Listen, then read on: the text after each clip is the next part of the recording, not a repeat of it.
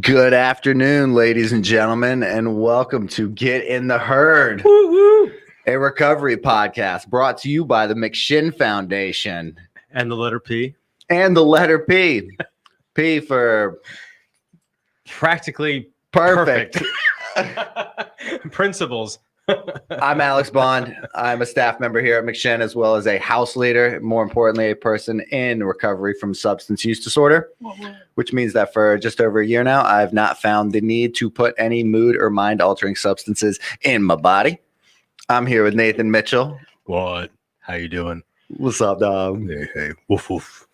And our guest, David Butts. How are you doing, big dog? I'm good. I'm blessed to be here. Thank you for having me on the podcast. Why don't you introduce yourself to everyone who does not know you? Well, my name is David. I'm a person in sustained recovery. My clean date's 10/18/19. I just celebrated my first year on Sunday. What? How you do that? One day at a time. Oof. And working a program Oof. and making a commitment and remaining open-minded. I love it. So when are you celebrating? The celebration is Friday. My pathway is NA, and my home group is here at McShin at Hatcher Memorial, Friday night, 8:15, YPNA. If you're in Richmond, come celebrate. Come. Come party on. Come on So, out. David, you came into McShin from jail, correct? Yes. How'd that happen? I had Maybe not getting it. Well, maybe all of it. I don't know. I was just I think that's a great part of your story. It really is. I started off my incarceration in 2018. I did my first 11 months in a county jail in Winchester, Virginia, and then it was transferred to handle other charges out in Front Royal, Virginia, and that's where I found McShin. They sponsor a drug program out of RSW, and I was blessed to get the grant Scholarship. Yeah. scholarship to come here to McShin after I was released, and I worked the program over there for about 5 months, and then COVID came in, and that changed up a few things, but I was still able to get the scholarship thanks to this program here. And I took suggestions, and I came here and started a new life, and that was 4 months ago tomorrow be 4 months, and I've been home and I haven't used or drank, and it's been great feelings, new feelings, positively. Had a lot of accomplishments since I've been here. Gotten my license back. Gotten a job. Maintained a job. And I'm just reeling in the blessings. You have an overwhelming sense of gratitude. I've noticed that since like day one, since you've been here, it's continuous gratitude. And you've always done what you're supposed to above and beyond, enough to get a full-time job here very quickly. Yeah. Lead Scott House, take a recovery coach class, take a PRS class, both certified in now. Yeah. I think you still have to take the exam, right? I do. But all you got to do is get the exam and then you're certified. My hours are completed. So I think that's is one of the biggest pieces to that. It is. Is getting hours. And I've put in the hours since I've been home. What do you think, big guy? Like I didn't get all that accomplished in my first 4 months here. What I'm sitting here thinking is that I took the PRS training over a year ago, and I'm sitting with two guys who had just taken the test, one who's taken the class, and one who's just gotten certified, right? I passed the test. You passed the test. That's right. You gotta certified. get the official results. You can put that C in front of the PRS, right? You get some extra letters. I got an acronym now. Yeah, but I'm looking at how wonderful. Actually, what you did right there is like, I'm going to go back to this is my to-do list right here. Those of you who can't see, but I was like, oh, shoot, where is that on the list? Because I've got it on here. Take the exam, and you two are holding me accountable in my own head, and I appreciate that. So, something that I'm thinking about. So you just had a change in your status yesterday. Yes. And that affects me directly. Do you want to talk about what happened with you yesterday and what's going on in your world? So yesterday I was afforded an opportunity to leave the leadership role in our intensive house and step up into sober living as a peer. And I was more than happy. And I came to one of our other houses. It's a nice house, great guys in it. We actually, a couple people in there have multiple years clean. And so I just feel like it was a perfect fit for me for transitioning. And because I feel like a lot of people in the house are all like-minded, and that's what helps me in my recovery is being around people that want the same things as I do. And that's simply just to not use, but it's much more than that. Like, we have goals in recovery. I never had goals before.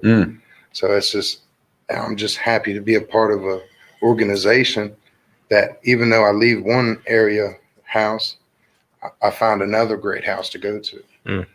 Because past programs, I wasn't that lucky.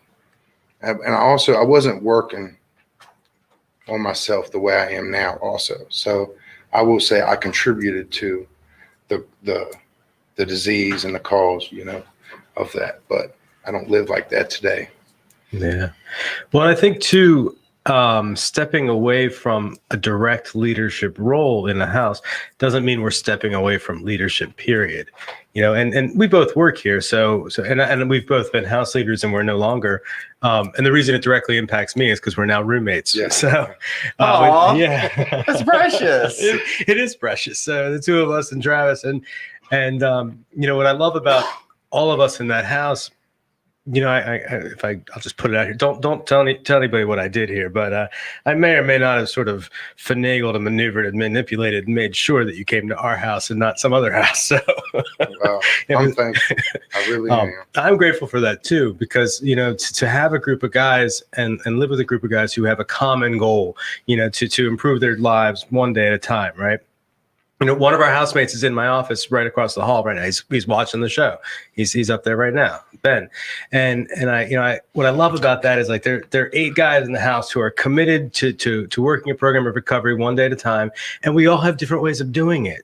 It's not, and there are commonalities, the commonalities being connection, connecting with each other, holding each other accountable, the honesty, the open-mindedness, the willingness, regardless of a pathway. Without honesty, I don't think you're going to have much success.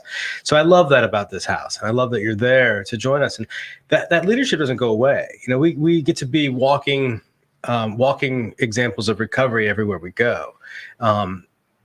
That's like, this afternoon, I went and got the oil changed in my car, Yeah. and, I've got the McShin logo tattooed to my arm. I'm wearing a McShin shirt. I've got a sticker on my car. The guy who was doing the oil knew who we were and what we're doing. And so, it's like we get to go out and be that face and voice of recovery now. And oh, by the way, I'm taking care of things I need to take care of instead of, waiting until everything falls apart. Yeah. Which is my usual go-to. Fall apart. Well, one thing that impressed me, and especially in this scenario, David, is you had been considering this move for a minute, but it wasn't pressing or anything like that. But you did what I think most good leaders do, and that's step up for someone else. So the intensive house is full right now. Yes. And there was a new guy coming in. And so you took advantage of the opportunity to step down from your role and move houses to make room for that new guy. Absolutely. And I don't want to, I guess, put our dirty laundry out too much, but I think it's wicked impressive that to I don't know, take the ego hit so you could help the newcomer in the rawest form possible. Like, oh yeah, and I'm not leaving. I told the guys in the house, because I've definitely built the connection in this house, and I told them I'm here for you. They still have my phone number on the board. Call me if you need me, and that's the number one thing that pushes me through is having someone call me and be like, okay, no, I need to go take care of this. Yeah. I can't go off the path too much, because as soon as I start to wander, there's somebody there, because this tool right here is full of positive connections today. and I work on that. And I continuously see you answering phone calls from dudes who used to be in the house and they're incarcerated now or aren't at McShin, but still reach out and want to stay connected. And I think that really shows part of your character, I guess, in the form of a question. How do you build those bonds with people? Wow. Listen.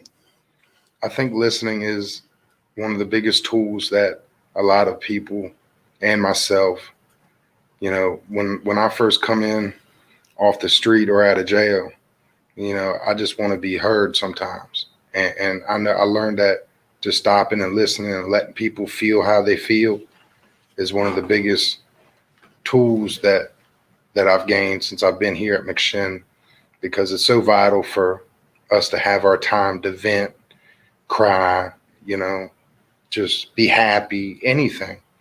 You know, coming out of jail, most people are generally happy for a couple of days, and then it starts to balance out a little bit. And I've actually had that experience for myself. So I've been there. I'm like, all right, I've been home for 2 weeks now, or someone else has been home for 2 weeks now. And I know how rocky of a road it gets, because you're happy when you come home and then something doesn't go right. And it's drastic because you're no longer at that happy level. Or life isn't what you expected it to be. Right. It's not the same. It's not the same place that you left it. Absolutely. Because for me, I want everything, you know, to happen for me when I want it to. I want what I want when I want it, and I want it yesterday. Yeah. It's scary. Scary. Yeah. The voice or the thought? The voice. Oh, the voice. I'm working on voices. Voice of treason. So jail, like I don't want to harp on it too much, but it's such like an integral part, and the fact that you went through the program, right, and have succeeded as much as you have is just a testament to how many different programs there should be like that. Oh yeah. If I wouldn't have taken the time and gotten in those 2 drug programs, last incarceration, I wouldn't be here. Yeah. You know, I couldn't imagine my first, I'd say 6 months in, I was still angry, frustrated, scared, you know, and, you know, I was willing to, if I was released, I would have went back out and done the same thing. That's just how I felt. And then through the process of the programs, I got to look at myself and reflect on, all right, well, just because I did those things doesn't mean I have to continue them, for one, but for two, I can be forgiven for them. And that was my biggest thing, was self-forgiveness. And then, you know, once you forgive yourself, you can really start looking at the other things to find out what made you do those things. So for me, I've been the chameleon since high school, and I will do whatever impresses the next man or woman that I can think of.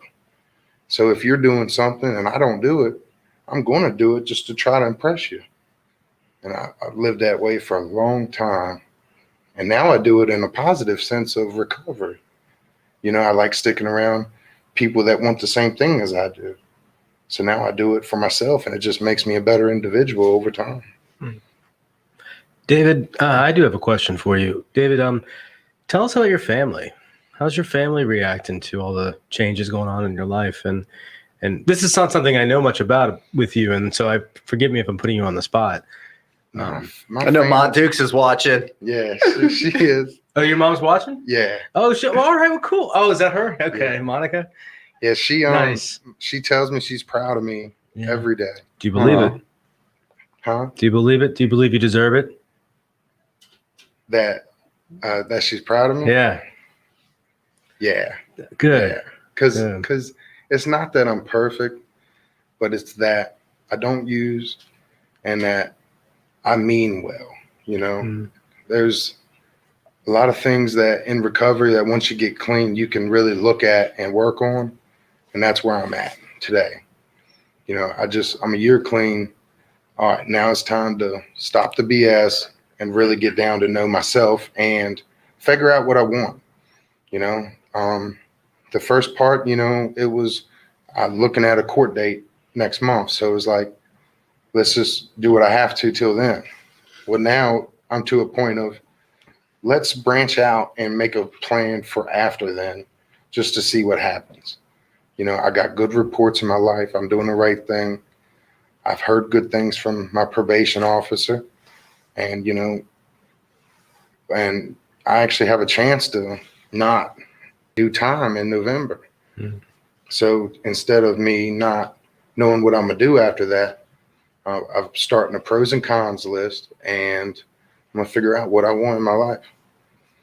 That's awesome. It's beautiful. Yeah. I want to get into what your game plan would be next, but I wanted to ask, do you think probation is a helpful or hurtful tool? Ooh, you're asking me directly. Both of y'all. I know you have a good Well, opinion on it. So there isn't an alternative, right? So from my experience, and I know, there are other people here who have other, crimes associated with the using, right? My experience is I'm a criminal. I'm a felon based on a possession charge. And the issue I have with that, of course, I actually am grateful for probation. I'm grateful to have been arrested, but that was the only option, right? There was no introduction to recovery. When John Shinholzer talks about, looking at the Portugal model, looking at what's going on in Oregon right now, and looking at how, we're trying to divert people into recovery instead of putting people through the criminal justice system. Well, that's where, my experience comes into play right now, because it's like, I don't know where I would be, if things had been different. I just know that now I have so many extra barriers to going forward. And so many of us do that, have extra barriers to go through.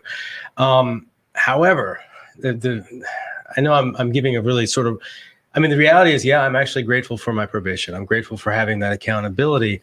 And we can do better. And we can do better without having to cause, taking away driver's license, making it so that when I go to get housing, in a year, 2, 3, 4 years, I have to explain what's going on, making it so that, I think voting rights should be restored anyway, but I think, why do my voting rights get taken away? Why is it that I can't run for office? Why can't I serve on a jury? Come on. Well, a lot of that stuff's unrelated to substance use too. Right. It's like, so if I possess a illegal or foreign substance, I lose my license. Well, that punishment doesn't fit a crime at all.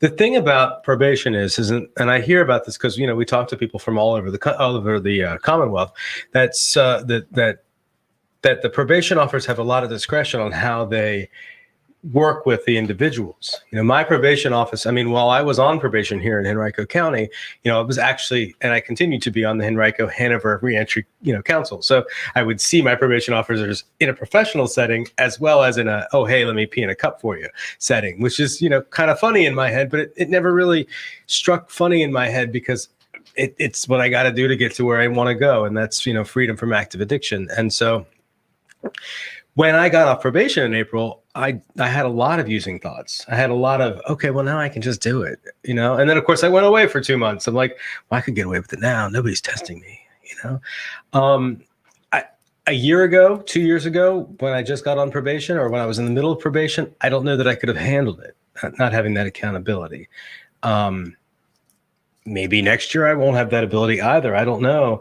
But I have new tools, and it took a while for me to learn how to use those tools, to trust the process, to learn how to use those tools. Now, could it have been done in some other, construct that doesn't involve, decades of now I'm a criminal felon? Absolutely. That's where we need to go with this. But I'm still grateful for my time in probation, and as twisted and long-winded as that answer is, Dan brings up a good point. Did you read that? No. So Amen, Dan. Dan comments Amen. that dirty urine should not violate probation, period. That needs to be changed. Yeah, absolutely. That's pretty much blaming people for their disease and making and feeding the beast, in my opinion. What are your thoughts on that?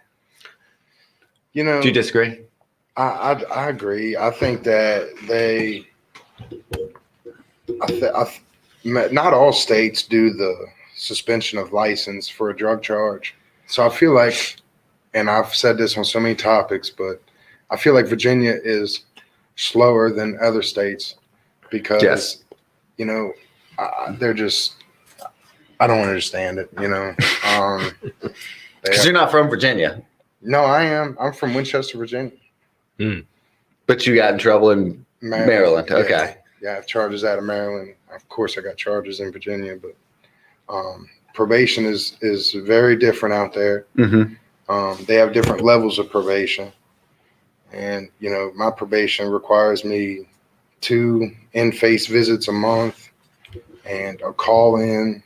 And I used to go every Friday for a kiosk scan where you scan your handprint and answer a couple questions. So it was multiple times, multiple weeks, and then you step down to just 2 times a month and 1 call in, and then you just go to twice a month. And I've never made it past that, you know. Dirty urines in Virginia, you know, you get 3 or 4 of them and they'll violate your probation. And if it's your 4th or 5th violation, you could look at 5 to whatever, however many years you got backed up. I know people doing 5 years on probation on their 4th violation, and someone that was trying to change his life, wasn't working in recovery field, but was in a recovery setting, and it just wasn't recognized, and they gave him 5 years. It's shameful. It is. Shameful is a great word for that.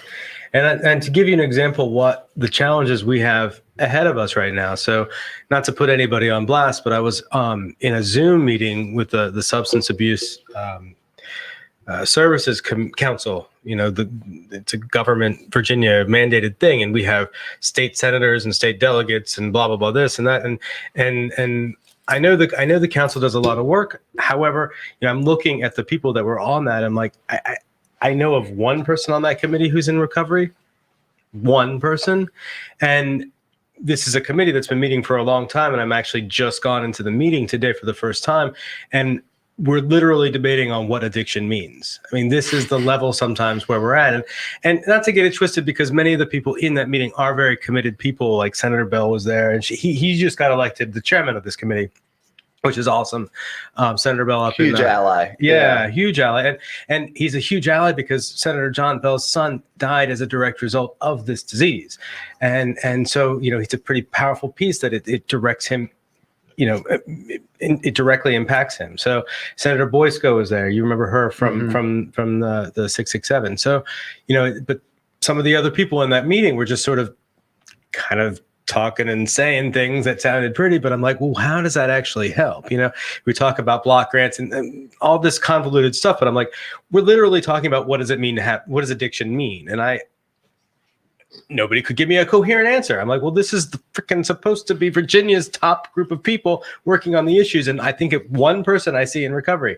So that's frustrating. That's really, really frustrating because we're talking destigmatization kept being the word circling in there. And I'm like, well, the way to do that is to defelonize, you know, make it so that we're not arrested, you know, or define what you're trying to destigmatize or at the that, very right. minimum. God, how many times were you with us? Maybe you weren't with us yet, but you know, there was a time last year where we're at a meeting. We had 2 sheriffs talking, and both of them, you know, talking, and we can't arrest our way out of a addiction. Can't arrest our way out of addiction. Over and over, they keep saying, and I'm thinking, well, you say one thing, but the numbers prove otherwise. You know, it's like, yes, okay, other crimes happen, right? And I'm glad that's recognized because there are programs in jail, and that's what they can benefit, you know, individuals in the crisis in jail. But the simple possession charges, you know, personal use charges, why? What are we doing and who are we helping? You know, drug courts. I'm going to go off on a tangent again about this, but we, you know, talking drug courts in that same council meeting. I'm thinking, okay, great. Y'all want to pat your back and smell your own farts about this damn drug courts. But most of the people getting into this, you know, they don't have a driver's license. Drug courts are way out of the way and are not on bus routes. You can't get to them. You got to go anytime they say, which means holding a job is near impossible. And let's just also accept the fact that people who have drug addictions, most of us do not have strong family networks built in, because if it's a disease of not having connections, then we don't have healthy relationships to start with. So we're starting from I'm going to go Let off on a alone, tangent. I've You heard see the what I'm going. success rate for that is very low. Right. Anyway, it's like 1 in 10, maybe. And it was, look, the idea in theory, okay, great, but it's the opposite of the. I'm trying to find the right metaphors because I was so dumbfounded by this meeting earlier today, and I'm sitting here getting, I see now why John gets so fired up. The more I get into things, the more I get, and to maintain my gratitude. I love you because of that. So I love your calm. gratitude and calm, and in fact, it actually, I don't expect that Makes from me you. jealous. I'm very jealous of that. Anybody who knows me, I'm like, all day long, and it's my personality. I'm a lot more mellow than I used to be, but trying to maintain some gratitude, finding the commonality, actually listening and seeing where we can make the changes that we make, because we did have some good changes last year, and we continue. The special session here has made some criminal justice changes that are actually going to impact the broader community, especially the recovery community, when we talk about expungement and things like that. So we got to keep beating the drum for recovery and finding our allies and making our allies, holding them close and accountable. But I'm really grateful that you're celebrating a year. You're here and you can talk about your jail experience. I think when we tell our stories, not just the three of us, but if people in recovery tell our stories, that's where the most power is. We talk about that 23 million person army here in America, 23 million people in recovery, 23 million people, and 20 million who need it. It's 43 million people. It's a lot of freaking people. The power of that number right there. It's like I'm not one person in out in the middle of nowhere, right? No, I got 23 million other people. I got 22,999,999 people with me. I like doing all the nines.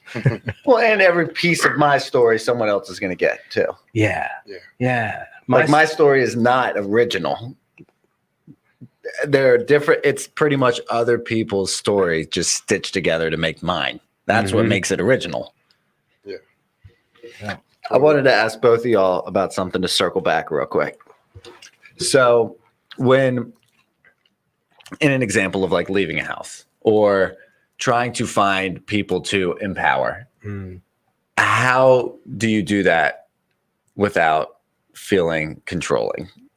Because I feel like I would have a really hard time stepping down from a scenario and just walking away and not holding on to it and making sure that everything gets done. Because you have a really good job of delegating stuff. Nathan, you have a better job than me of delegating stuff. I have I think I can explain and teach people things well, but I don't think I can delegate super well because I always have to be like, you're doing that funny, or I end up being too critical and stuff like that. So I was wondering like how you do that, how you just walk away and say, Sam, good luck out there. Sayonara. I don't think that I would ever just walk away from them. Just the bond that you build.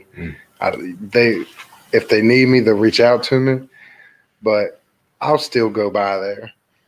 We work close to it, so I don't see like I won't go over there and be like, oh, this ain't done and that ain't done. But last time we talked to him, I did tell him about a spot beside the porch that I noticed That they missed. Yeah. You guys missed the spot. That was yesterday, so today's a new day. So I'm aware of it.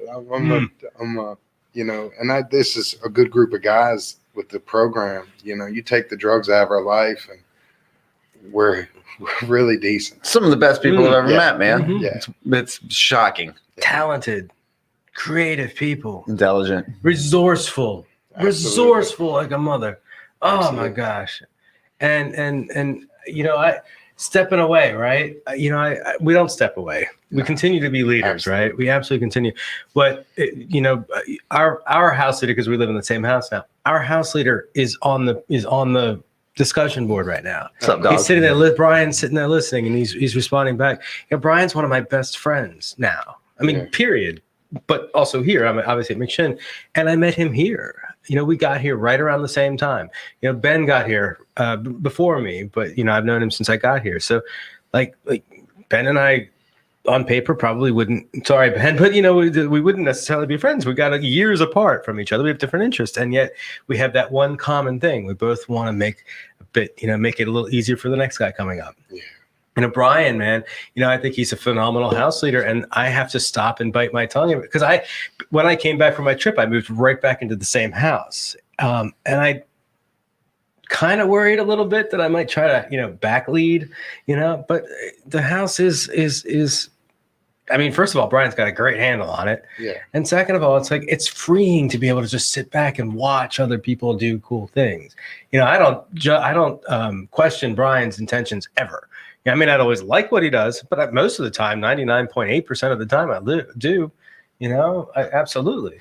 But I know what his intentions are. His actions mostly match his intent. I mean, So, yeah, go ahead. Good luck. Enjoy the free rent. Yeah.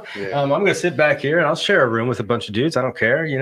It's fine. I got a place to sleep. It's comfortable, safe. Fall asleep on the couch a lot, watching freaking cartoons because that's me. Yeah. What you watching? Usually Futurama. Nice. Yeah. Sometimes Archer, sometimes American Dad. Yeah. Sometimes Rick and Morty. Oof, Pickle Rick. Cartoons are tight. Yeah, Big fan of cartoons. Yeah.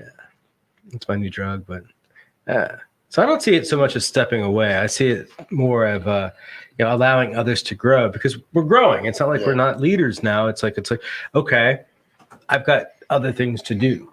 Definitely. And in my recovery, like I can get deeper into stuff. I mean, I have been reading a lot more and listening to a lot more literature, and I still help out and I talk to the guys in the house, but I don't have to do the day-to-day stuff. Yeah. And I get to focus on a lot more self-care. I got my chore done, and that's it.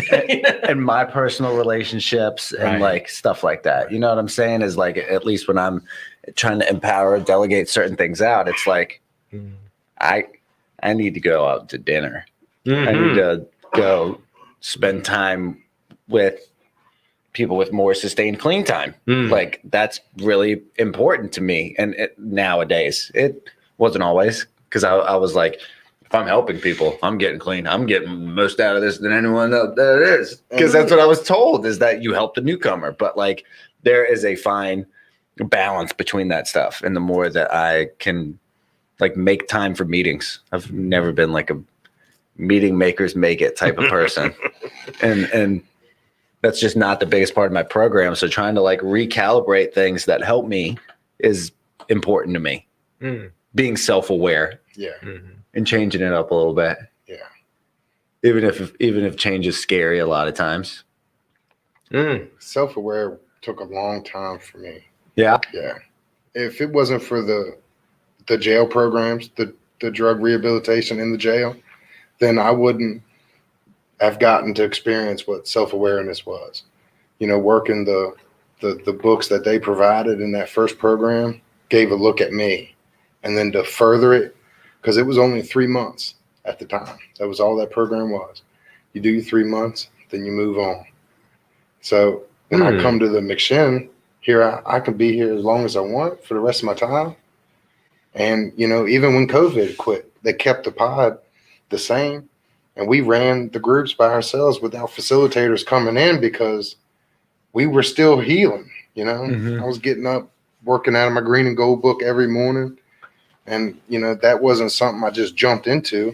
It took me time to start that workbook, and I think that's why NA's my pathway, because I have so much of a history with it. And I've really seen where it got me to open up and look at myself, even the things I didn't want to open. I opened up with a man in jail, because we just hit it off, and he would sit and listen to me. Vice versa. We read the question together. I'd answer first. The reason he let me answer first was so his answer didn't manipulate mine. And I think he'd done that with a few other people. And that's you'd be like, oh yeah, me too. Yeah, I'm gonna go with that one. Yeah, absolutely. And like And just for hear him listen to me, that's where like it was all part of my process. It's like, okay, you know, this is something I want. And then when McShin, you know, allowed me to come here, I was like, wow, yeah, let's go. You know, it looked good in court. It was a part of the. It wasn't a part of the bond stipulation, but it was recommended by the judge. You know, he clearly said, "You don't go, you're going to get an extended DOC stay." You know, that's probably on record, but you know, so it was easy for me to come here, and when I decided that I didn't want to leave, it's just, you know, I was just happy here, and you know, it's my first job in 12 years. So, you know, I just catching different things in my life and seeing how they're turning out now is just, it's a blessing. You know, to have a program actually care enough and willing to help somebody that I haven't gotten in any other programs. You know, the one-on-ones here, you know, you can walk in the door, open door policy that they have when you need to talk to somebody throughout a day is just a blessing. And I'm just enjoying being a part of it, you know, because a lot of us just want somebody to listen to us. And that's just why, I mean, I talk to everyone in the office throughout the day. You know, if something's bothering me, they just sit back and listen and give me some input, you know, and I'm blessed to have that. Well, it takes a lot of mental toughness to get self-aware. Yeah. Like, it is scary. Yeah. Looking at your character defects and being like, oh man, Yeah. this is who I am. Yeah. You mean I have to change that? Yeah. I'm like, no, I kind of like it. Makes me feel better. Yeah. Or at least I'm used to it anyway. Yeah. Or at least like I put a lot of work into at least now knowing that I have these character defects. Can I just hold on to them? Like, you know, I know I have bad expectations. Isn't that enough? Like, there's a certain way that I act to Ben actually, and I probably do it to some people, but I know that I sometimes, you know, I'll ask him a question and I do this very dad, you know, thing, and I know that when I stay silent with Ben, he gets up in here, right? I know this about him, and I do it. I do it to some people because I know it screws with their head a little bit because, you know, I'm still me. And he just did it to me a little while ago. And I was like, wait, and he got really in my head. I was like, man, I love it when my character, whatever defects or my characteristics come back, you know, at me. I kind of love that because it's safe. You know, like I know Ben's intention. He's not trying to screw with me. I mean, you know, we goof around with each other. You know, it's like, he made me think about myself. He helped me get in my head and think about, because he was basically saying I wasn't being, you know, I had an ego. And I definitely do not have an ego. check. Guilty. But I don't know what the point of that was. I wanted to ask you something. I didn't know part of your story. I didn't know the part of your story about continuing the program in jail after COVID started. That's cool. That is so cool. Say more about that. How did you guys do that, and what was the process like with all the guys? Were they all into it? So I think it was the middle of March. They shut down the visits in the jail, and they stopped letting outside facilitators come in. So our normal day was Monday to Friday. It was 9 to 11, and then 1 to 3, and we just continued with it. So we was in a dormitory at this time. It had, I think, 21 beds in it, and you know, we have our GSRs for each section of the rows, and we picked 2 people to do meetings throughout the day, and then the leaders. There was 4 leaders in the program, and everybody would do a group. So we'd have, I want to say it was 4 groups. So it was 8 people, and we had 10 groups. So it'd either be me or one of the other 3 leaders that we had in that program. And we would just all share our stories, or we'd read out of the AA Big Book, the NA basic text.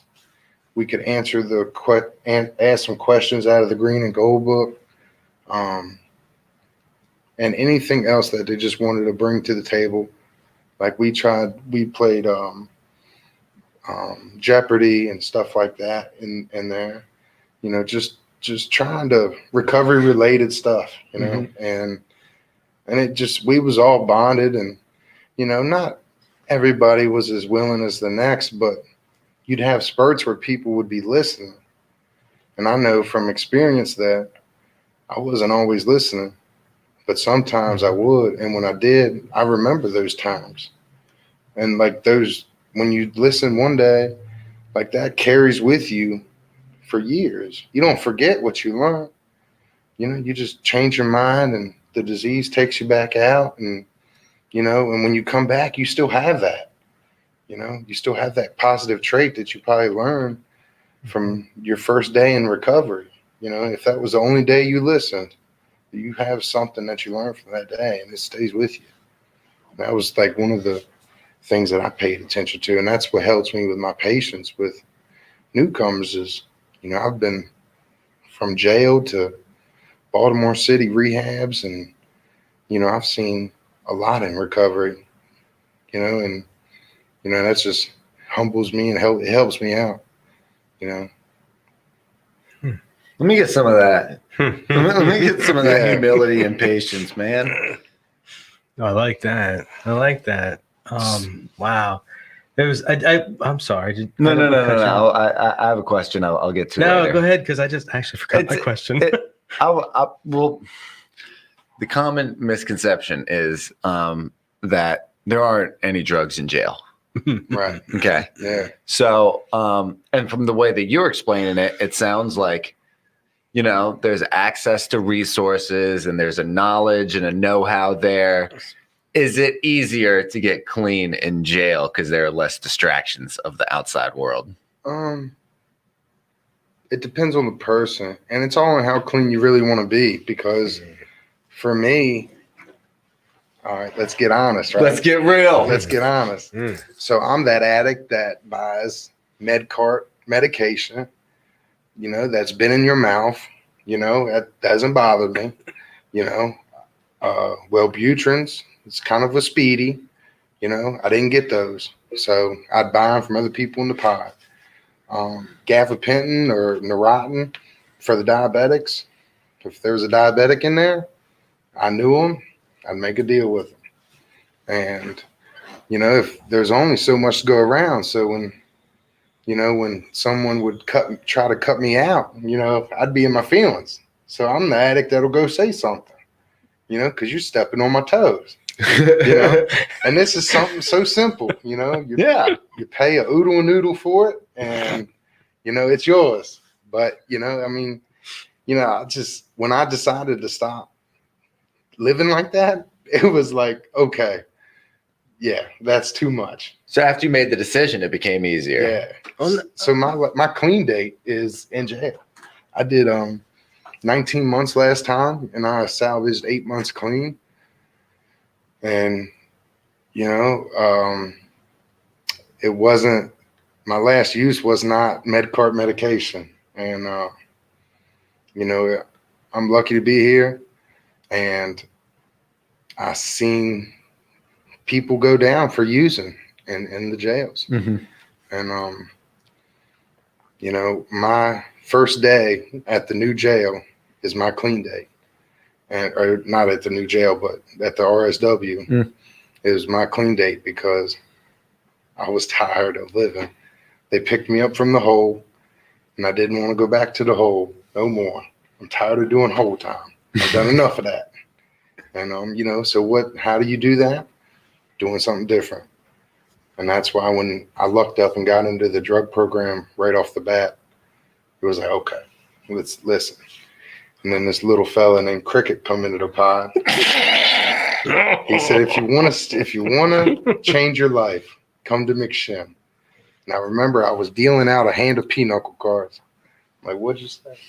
You know, You said I can get out of here? yeah, I could change my life, stop living like this, you know, and I came here, you know, and yeah, y'all know the gratitude for here from the last half hour, but you know, I'm just, you know, the whole jail process without the programs, I would have went back out. It wouldn't have been right away, I'm sure of it, but it might have been a week or two, you know. I did 21 months, came home, did good for a week, got my license back, went back out. You know, it never lasted long. But now with the education I have from the jail programs and here and past rehabs, now I'm putting something together, you know, and it's looking good, you know, and I'm not perfect and other behaviors and life still shows up, but I haven't used, I haven't drunk, but I'm aware that I have to continue to work on those other behaviors besides just not using and drinking. Mm-hmm. And I am. That's beautiful. Yeah. And that's like what someone like Johnny Fab would say is it's not a one size fits all solution. No. You know what I'm saying? I mean, that isn't just like a geography thing for advocacy. It is also our personal programs. Like what you needed was the hole in jail a little bit is what I hear. I don't want to put words in your mouth. What I needed was jail as well. and on top of that is a little responsibility. Is actually like having responsibility and then keeping it instead of like trying to get responsibility, because that was never going to work for me. If you give me responsibility and say, all right, now try to hold on to it, I'll be better. You know what I'm saying? I'll be more willing to work for it instead of like, hey, here's this thing. You got to work really hard to get it. I'll be like, nah, just give it to me. Yeah. Yeah. I want what I want when I want it, right? I want what I want when I want it, and I want it yesterday. I did not know your clean date was in jail. I love learning about you. Yeah. Clean dates in jail. I remember a participant that he wasn't using, but so he was clean in jail, and he got handed like a bag of some substances. They said, hold on to this. And he was like, I really don't want to. He was like, you're gonna. He was like, okay. So he did. And then after like 48 hours, he was like, I can't hold on to this anymore. I got to get this off my chest. I'm not doing this sort of stuff anymore. And he considered that day his clean day, even though it wasn't his like last day using or anything like that. It was like one action, which it sounded like yours was, that actually changed his mindset. And he considers that day to be his clean day, which I think is really cool. Yeah, because as we've kind of alluded to, and I think you even said this directly, it's not the drugs and the alcohol, it's the behavior. Mm-hmm. You know, and we say that in many different ways in the rooms and groups and whatnot. You know, 10% the drugs, 90% behaviors, and yeah, absolutely. Some of the grimier things I've done have been in my sobriety. I'm not proud of that. I'm just grateful that I have a program of recovery that makes me feel and accepts me when I do that screwed up stuff. Yeah, absolutely. And gives me a way out. Absolutely. You know, it teaches me that I don't have to be perfect. You know, that's one of my problems. If it's not perfect, I don't want anything to do with it. Yeah. You know, break it. That's beautiful. Yeah. That's beautiful, man. This has been great getting to know you even more, David. Like I work with you and see you literally like every day of the week, probably since you came here, and I still just like learning more stuff about you. I'm just waiting for you to blow up, and you haven't done that. It's so whack to see, man. Like because it makes me jealous. I know. Wait, like I haven't had like a huge blow up in a while, but I'll have some. It's very easy. For me. No. It's very easy. No. Can you train me? Nah, this is something that just takes time. And it's a lot to do with where I've been in my life. You know, I mean, I got my family is pretty decent, but you know, they've helped me out so much. And, you know, if I'd only listened, you know, and you know, I have an uncle that, you know, both my uncles truly care everything for me and really put in effort when I was younger, you know, come over here to this side. But, you know, I was just stuck in a rut, and, you know, I thought I could do things my way, you know, and, you know, I seen my addiction progress in my 20s, and because of loss and pain and trauma that happened. And, you know, I've finally learned that I can't be who I was when I was 21. You know, I'm just not that same person, you know? So over the last 10 years, there's a lot of hurt and trauma in there that, you know, that has, you know, that progressed my disease. And I can't do the things I did when I was 21. I don't want to do those things. And neither do I. And that's where I'm at. That's where I'm at now, is that, you know, I got a stability housing, good job. I'm happy. I work on myself, and it's just, you know, the gifts of recovery, you know, being able to be honest about things and wanting something different. I got people that actually check up on me and are like, "How are you?" Yeah. Not hey, how are you? Yeah. It's nah, how are you? And and tell them okay one time. Say, I'm okay. Oh, okay. Have a seat. You can't fool me. Yeah. Have a seat. I'm good. I'm fine. I'm gonna ask you I'll talk one to you. more Nah, time. never mind. Never mind me either. That's even worse. Come on. And my favorite is when I hear it, like when somebody's riding beside me. He's like, "Nah, dude, for real, I'm good." And you're like, "Nah, no, you ain't." I speak that language. Yeah. It's no fun. What else you got, Nathan? Well, I do have an update on our podcast from yesterday. Okay. Yesterday, as you may recall, those of you out there in our listener, and I'm trying to do his voice, but I don't think I'm doing our it listenership. justice. We had Joseph Jewell on. We did. Yeah, we did, and he was describing his his rather robust Tumultuous debacle. Yeah, sure, a lot of court crap. And it turns out his Richmond, did you hear this already? His Richmond case was null processed, which means they ain't going to prosecute in Richmond, which means he came home to us after court this morning. So he is downstairs. He got out of his little lavender, and Carly, that was a great choice of clothes if you're listening. His lavender and khakis and tie, and he put on his jeans and Purple Place. yeah, right. and he did the thing, and what I reminded him of when because he's my coachee, but he's my friend too. I mean, we've known each other. You know, I admire his recovery, and there have been recurrences of use, but I admire his recovery because his commitment to serving the next person. You alluded to this earlier, helping the next person almost sometimes to the detriment, right? In AA and NA, they have that symbol. In AA, it's a triangle, and it's one of the sides is service. In NA, one of those four sides is service, but we can't have any one side bigger than the other because it's not an equilateral triangle or it's not a square anymore. And that's a big thing that I had to learn too, and continue to have to learn to keep those, all those sides balanced. And so with him, we sat down and we talked this morning, when he got back, and I had to remind him, I said, how do you feel about the fact that, you didn't go out and go crazy last night? Like, you didn't go out. I've seen it happen. Yeah. And I said, let's honor that fact. Right. Cause like me in my head thinking that I might, end up doing whatever time he's got over his head. Like, he was thinking the extremes and not doing and not using over that, knowing that there's still time over his head. I mean, let's honor let's honor that huge step in recovery right there. And I think we get that, right? I think it's easier for me to honor you and your accomplishments than it is for me to honor myself. And if you tell me, oh, that was really great what I did. Oh, no, I didn't do that. And I forgot that. I don't want to hear it. Like, that was the first thing out of his mouth. Well, blah, blah, blah. I said, no.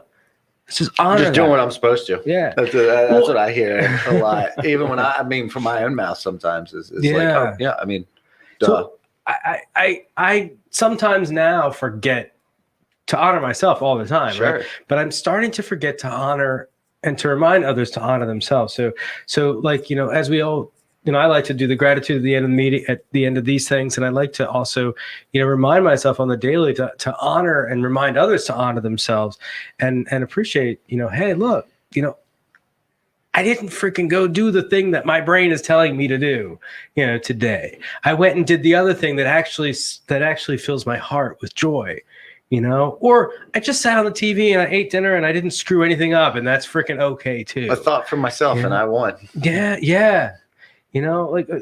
My home group in the 12-step fellowship is a dual diagnosis meeting, which is, we talk very openly about, outside issues, mental health issues, in a broader sense than the scope of substance use disorder. And what I like about that is that it reminds me to honor myself, just getting up in the morning sometimes. Yeah. There's days when I'm so petrified, with fear. You may not know this about me, but I'm not as extroverted as I seem, and I get petrified with fear and I don't want to move. Like, I physically do not want to move. I've sat in the car sometimes for an hour. Like, what am I doing? And, I overcompensate by being a loud ass. I think it's also part of my family upbringing, because you gotta be loud to be heard in my family. But it's, that's the kind of meeting where I'm like, I can sit there and say, this morning I got up and I took a shower and I made my lunch, or whatever, and you know what, like, we get it, like I didn't go out and try to destroy myself. I didn't hurt anybody else. I didn't go steal shit like I sometimes did. I didn't go out and steal time like I always did, or lie. I just existed without destroying anything else, and that was okay today. Tomorrow is another opportunity, but I don't have to go and save the world today. I just have to be a little better today than I was yesterday. It'll keep spinning without me. Yeah. Woo. It will. Isn't that crazy? Yeah. All right, what do we got up there? Anything good? What are you grateful for, Nathan? Wait, before we get to the little purple thing, Todd, is that the Instagram thing from Vada Karahara? So that is actually from Twitch. I see, and that's a joke. So, Yeah, all right. I recommend speaking with someone. Share. I don't know. Maybe it's not.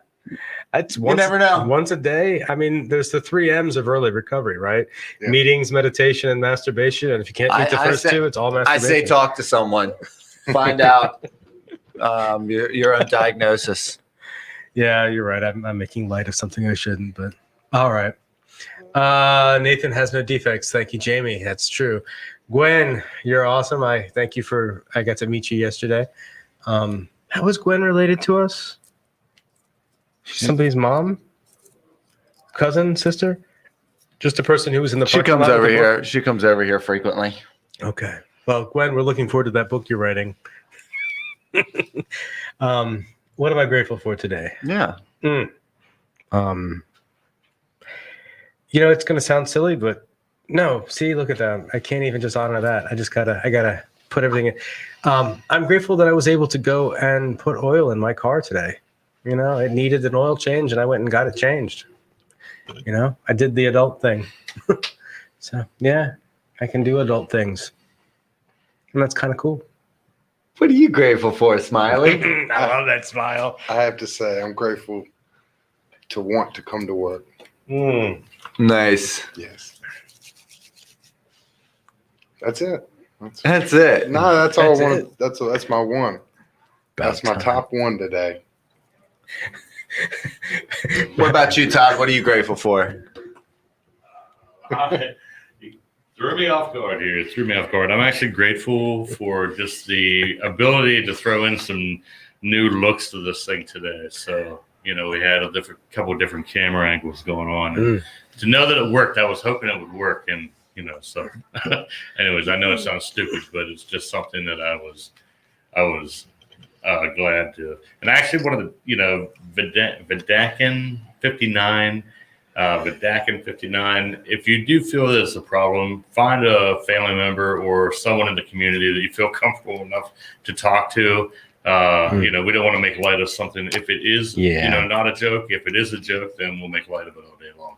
So, anyways, but I just wanted to, you know, just throw that out there. So, anyways, so Excellent advice, Todd. Mm-hmm. I'm grateful that I actually ran this morning. So, yeah, I ran 2 miles this morning. That's nice. I think it was 1.6, Who but I from? don't know. Were the cops at your house? That's exactly what someone else said, and I didn't laugh that time either. Well, you didn't have to. David laughed, and somebody out there laughed, and thank you. Thank you. No, so my girlfriend has been wanting to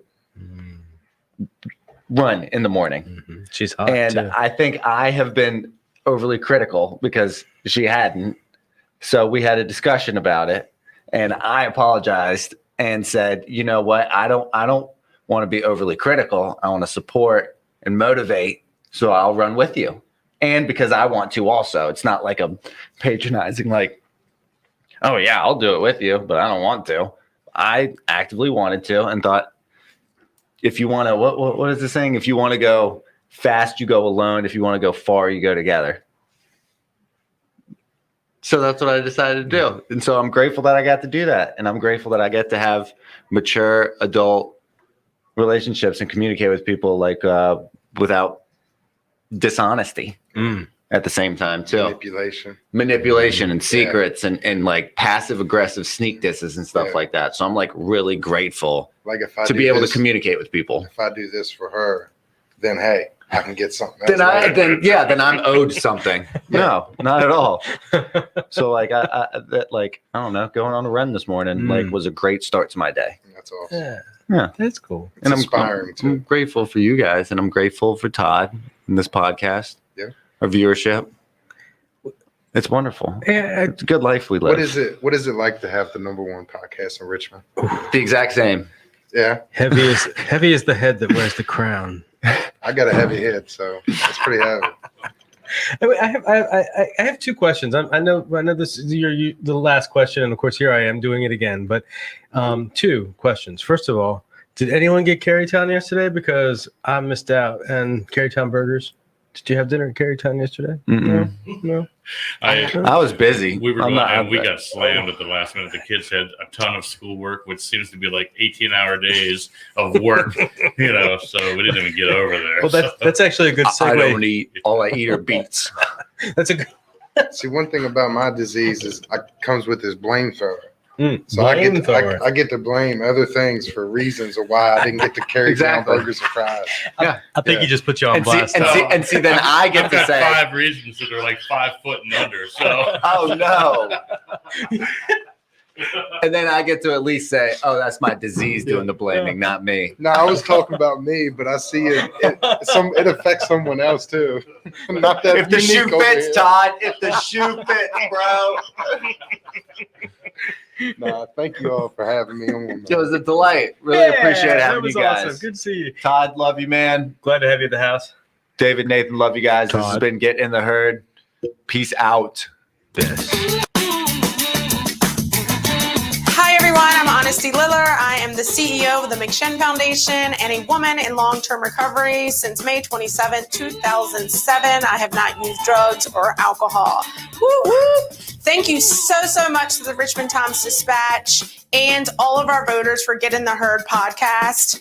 Those podcasts are amazing. Not only has it helped thousands upon thousands of people in their recovery, as well as family members, but it has helped me in my personal recovery. I get to listen to them now in my car through Spotify and iHeartRadio. And it's just really, really important for us to be innovative in the addiction field and the recovery community. So when COVID hit, we had to be innovative. You know, we really had to think of what can we do to reach people that cannot go to 12-step meetings, smart recovery, faith-based, whatever, that we're shutting down constantly. So we were innovative here at McShin. Let's start podcast. So with Todd, John, Alex, and some other staff, we all just kind of jumped in who can do what. And with Todd's lead and John's lead, the podcasts have been amazing and we're still doing them today. So I want to thank you for all of your votes and all of your energy and all of your support of our mission of healing families and saving lives.